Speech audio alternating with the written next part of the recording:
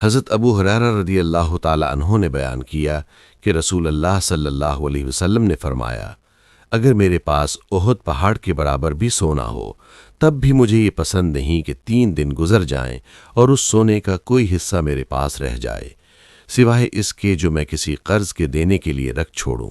صحیح بخاری حدیث نمبر 2389۔ حضرت عائشہ صدیقہ رضی اللہ تعالی عنہا بیان کرتی ہیں کہ رسول اللہ صلی اللہ علیہ وسلم نماز میں دعا کرتے تو یہ بھی کہتے، اے اللہ، میں گناہ اور قرض سے تیری پناہ مانگتا ہوں۔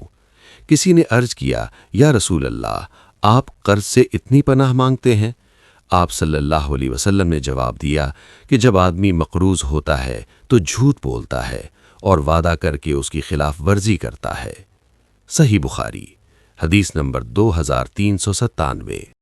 حضرت ابو ہریرہ رضی اللہ تعالی عنہ سے روایت ہے کہ رسول اللہ صلی اللہ علیہ وسلم نے فرمایا، اللہ تعالیٰ فرماتا ہے، ابن آدم، تو میری عبادت کے لیے یکسو ہو جا تو میں تیرا سینہ بے نیازی سے بھر دوں گا اور تیری محتاجی دور کر دوں گا۔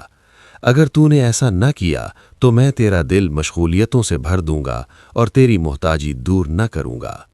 سنن ابن ماجہ حدیث نمبر 4107۔